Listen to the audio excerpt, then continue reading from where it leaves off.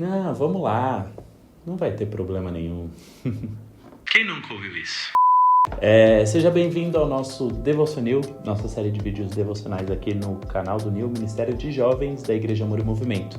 Nossos cultos acontecem todo sábado às 20 horas. Você está mais do que convidado. Estamos estudando o livro de Provérbios. Ontem fizemos uma pequena pausa, anteontem, mas voltamos aqui e vamos ler Provérbios 1 a partir do versículo 10, um único versículo que nos diz assim: Meu filho, se os pecadores quiserem seduzir você, não consista. E nós vamos falar um pouquinho sobre a palavra seduzir e sobre os pecadores, aonde isso pode nos levar. Seduzir significa nada mais, nada menos do que inclinar artificialmente para o mal ou para o erro, tentar atrair, encantar, fascinar. Isso tudo se refere à palavra seduzir. É uma arte que nos atrai ao pecado. E o que nos leva ao pecado, essa sedução? O que ela faz conosco? Sempre que alguém nos apresenta o pecado, ele vem com uma roupagem, uma máscara de algo praticamente perfeito.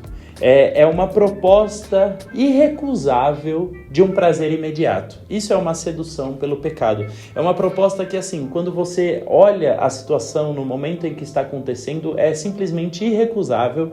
É uma proposta que não tem como abrir mão de um prazer que vai acontecer ali, na hora. Da mesma forma, quando nós analisamos a Bíblia, no texto que conta uma história entre Jacó e Esaú.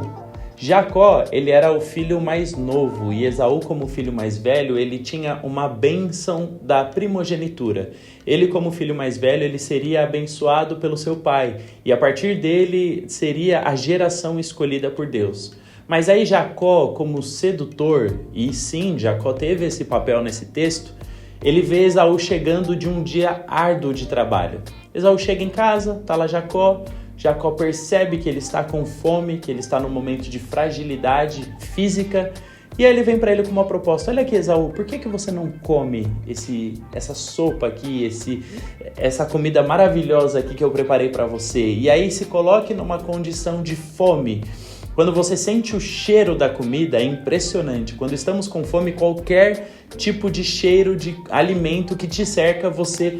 Meu Deus do céu, estão fazendo um churrasco em algum lugar.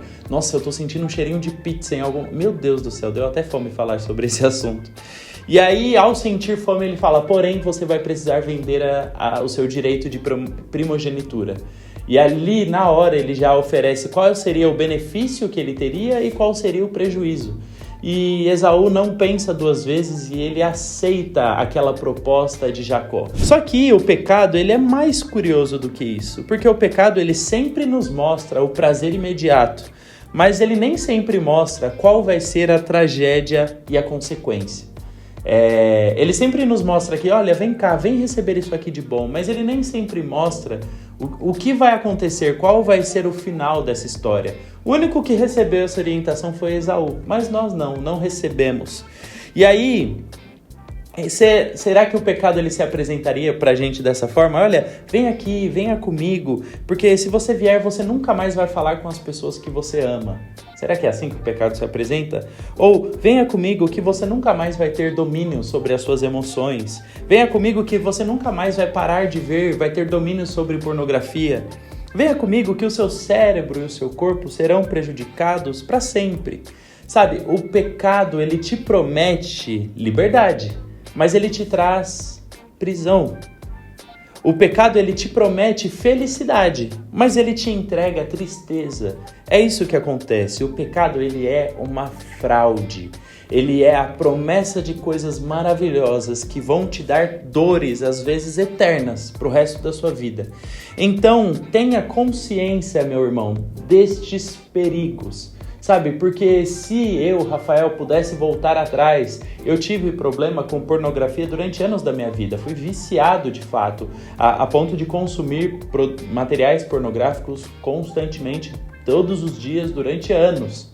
E graças a Deus, ao ser batizado no Espírito Santo, eu fui liberto disso. Depois de ser batizado no Espírito Santo, eu tive recaídas, mas nunca mais eu fui escravo do pecado. Se eu pudesse voltar atrás, se eu pudesse voltar lá para quando eu era criança ainda, quando eu tive os primeiros contatos com isso, se eu pudesse me alertar e falar, puxa, não entre nesse caminho. Porque para sair dele, você vai precisar chorar muito, sofrer muito, ter muitas dores, lamentar muito.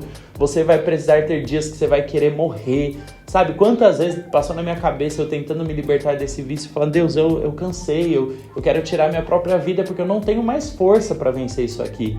Ou quantas vezes eu pensei, puxa, eu acho que eu vou desistir de lutar, eu vou desistir de tentar viver uma vida em santidade. E aí, é isso que o pecado faz. Quando ele aparece até nós, ele tem uma proposta quase que irrecusável.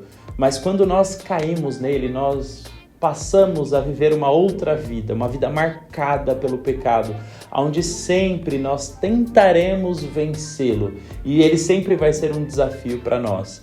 Então, o que te leva ao pecado? O que tem te feito pecar? Saiba disso, meu irmãozinho. O pecado, ele não é bom.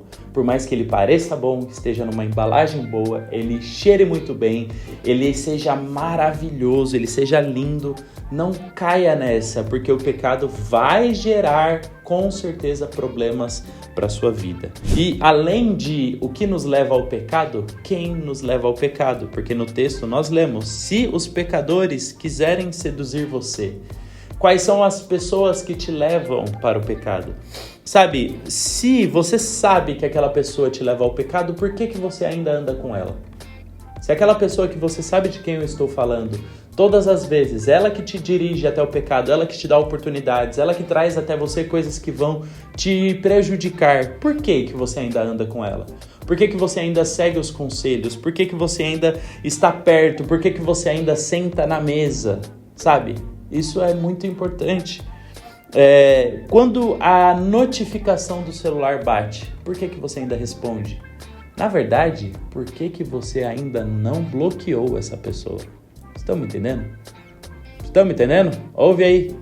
Então, só olha, vamos ali, olha, chega aí, eu tô aqui sozinho hoje. Nossa, surgiu uma oportunidade aqui, vem cá comigo. Olha, apareceu uma situação, você sabe que isso vai te levar ao pecado. E como a Bíblia diz em Salmos 1, bem-aventurado é o homem que não anda segundo o conselho dos ímpios, não se detém no caminho dos pecadores, nem se assenta na roda dos escarnecedores. Pessoas que têm te levado a caminhos perversos de tristeza. E você já passou por momentos de tristeza, você sabe que aquilo não é bom para você, você sabe das marcas que isso gera em seu corpo, em seu físico, e mesmo assim você tem caminhado em direção a isso. Querido, você precisa vencer. Nós precisamos vencer. Nós precisamos nos cercar de pessoas que nos afastam do pecado, que nos levam para longe da maldade que nós temos interiormente. Puxa, Rafael, mas é possível vencer o pecado? A Bíblia nos ensina que a partir de Cristo nós temos capacidade de vencer o pecado. Saiba que quem tentou a Cristo nessa terra foi o próprio Satanás. Tentou com todas as artimanhas possíveis para levar Jesus ao pecado, mas ele não pecou em nenhum momento. E a Bíblia nos mostra que assim como ele venceu, hoje ele nos dá a capacidade de também poder vencer através dele.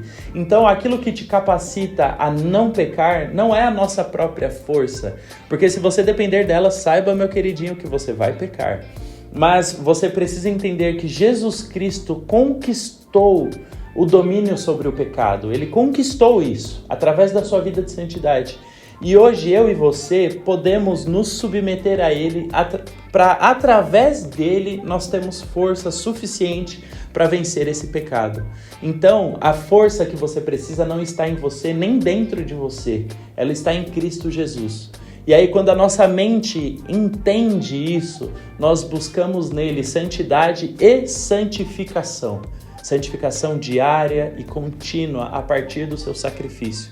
Saiba, querido, Cristo venceu e por conta disso nós também podemos vencer. Então, eu dou uma palavra de encorajamento a todos vocês que estão passando por este período.